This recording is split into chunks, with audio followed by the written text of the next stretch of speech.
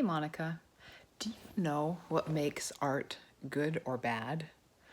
I know a couple of decades ago I got I can't even do it now, the one eyebrow from a cultural elitist because I happened to mention that I enjoyed Britney Spears songs.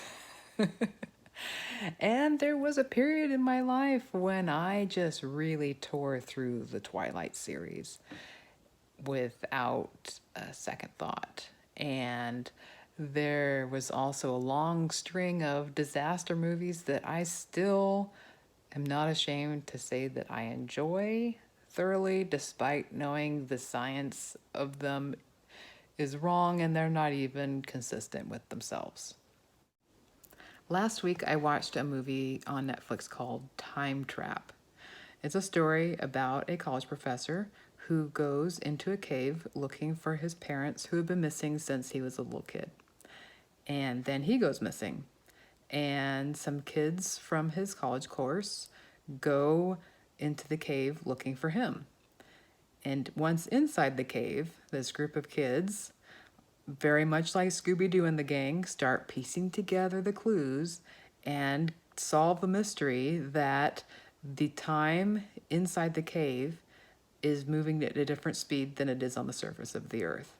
And the farther into the cave you go, the slower the time is in comparison to the surface. So what's a few minutes down there turns into 1,000 years for everyone else. And because humans can go into the cave and get trapped in this time trap, you've got futuristic spacemen that come in halfway through. You've got the kids and the professor, and then you've got some cowboys, and then you have some conquistadors, and then you have some murderous Cro-Magnon cavemen. When the kids figure this out, they decide to leave the cave. And when they do, it's been, I don't know, maybe 1,000,000 years on the surface, and the human race has evolved into some sort of upright reptilian creature with claws, and you never really get a full-on look, but it's very alien-like. And yet, they are really cool with this new situation. The fact that everyone they know and loved, and their entire culture, and basically the rest of the human race as they know it, is gone. There's only 9 of these present day humans left, and the rest are these reptilian humanoids, and they've got this totally cool new relationship with them, and they're all going to travel to Mars together. Now, I had mixed reactions about this movie, but I did finish it, and I'm still thinking about it, and I'm still talking about it, and now I'm making a video about it. What is it about this piece of art that keeps me coming back? Is it good or is it bad? I think it's great in the structure of the logic of the time sequences inside the cave. I think that's fascinating. I think the interaction of the characters as they discover it is very well played out. I also think that it is really emotionally unintelligent as a movie.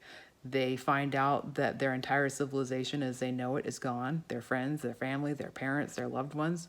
They've been dead 1,000 years, and they get about 10 seconds on screen to process that before a caveman comes in and, spices back up the action. And at the very end, we have no clue how they've managed to integrate themselves into this new humanoid reptilian population. What's the dynamic there? How are they going to fit in? Can they intermarry? Is that even possible anymore? Are they left with just the 9 of them? If they do, then there's a whole lot of who marries who and how do you reproduce, and are you forming an entirely new race out of just the 9 of you? There's just so many questions that are left unanswered and unaddressed, and emotional processing and social and cultural processing that are not included in this movie, the huge gaps.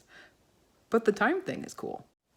The thing about it is there's this great piece with the time relativity, and there's this really terrible piece with the emotional unintelligence. And I love that combination. I love that there's a piece we're salvaging, and then there's something that really needs to be fixed, because then my brain can go to work on setting it straight and recreating the whole thing in my head. And for me, that is great art. The great art is the kind that has an inherent, really tragic flaw that begs to be fixed. What about you? What makes good art and what makes bad art? What are you drawn to and what keeps you coming back? I'll talk to you next week.